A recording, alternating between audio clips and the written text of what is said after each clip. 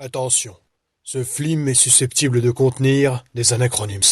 Merci de votre compréhension.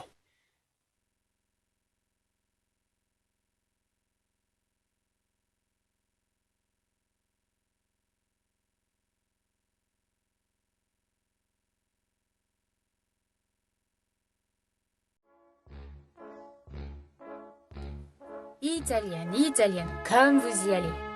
Je suis piémontaise, moi. Italien, on sait pas encore trop ce que ça veut dire. Oui, d'accord, on a un royaume d'Italie, mais ça date pas d'avant 1861. Jusque-là, on était éparpillés en plein de duchés, d'états pontificaux et j'en passe. Il a fallu qu'on se batte dur pour pouvoir s'unifier en tant qu'Italiens, et pas seulement entre nous. L'Autriche et la France nous ont mis de sacrés bâtons dans les roues. Mais en 61, on a réussi à trouver un roi d'Italie. Victor Emmanuel de Savoie, Piémont, Sardaigne et Nice. Mais si vous voulez mon avis, c'est du travail de cochon. Parce qu'ils sont mignons avec leur royaume d'Italie. Mais depuis 61, il reste un tas de régions italiennes qui ne nous appartiennent pas. Les Autrichiens ont encore le Trentin, le Frioul et Trieste.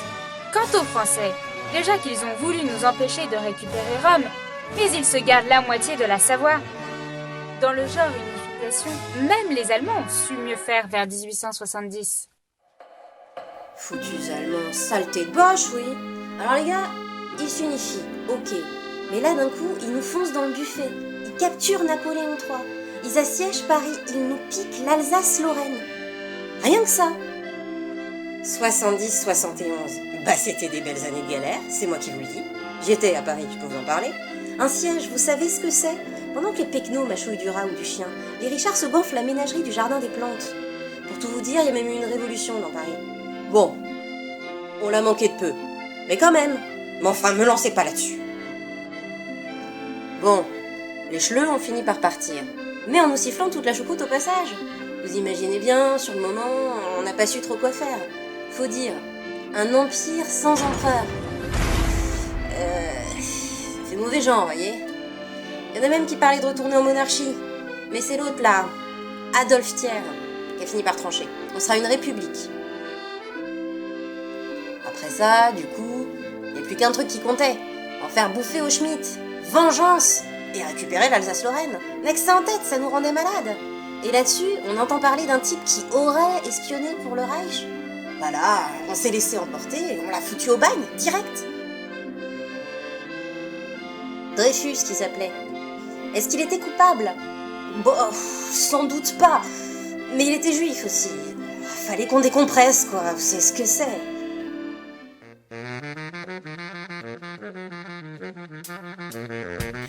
Mon pays est au centre de beaucoup d'attention au début du XXe siècle.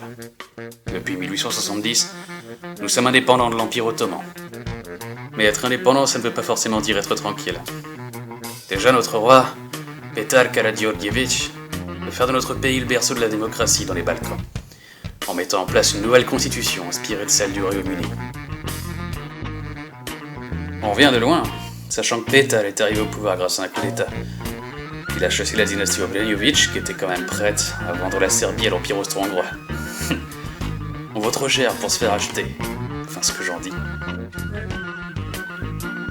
Bref, depuis 1903 donc, Petar règne sur la Serbie et instaure pas mal de trucs sympas, genre voie publique, autorisation de créer des syndicats et des journaux, instauration d'une monarchie constitutionnelle, tout ça. Ça plaît pas beaucoup à l'Empire Habsbourg à Vienne. Faut croire qu'il préférait la dynastie d'avant. J'ai comme le sentiment qu'on va vite avoir des problèmes de voisinage. Il est très sévère. Pendant toute la fin du 19e siècle, le Kaiser et l'empereur austro-hongrois ont signé plusieurs alliances pour assurer notre sécurité en Europe. La dernière, signée en 1888 par Wilhelm II, Franz Joseph, l'immortel empereur austro-hongrois, et Umberto Ier, roi d'Italie, garantit que nous nous défendrons l'un l'autre si on nous attaque. Du coup, les Russes, les Britanniques et évidemment les Français ont les jetons, et ils décident de nous copier en 1907 en formant un truc bidon, une triple entente ou je ne sais quoi. Ah, ça ne tiendra jamais, pas comme la nôtre. Surtout qu'on fait tout ce qu'on peut pour isoler la France en la mettant face à sa rivalité coloniale avec le Royaume-Uni en Afrique. Et en 1908, Franz Josef décide d'annexer la Bosnie, qu'il occupe depuis 1878.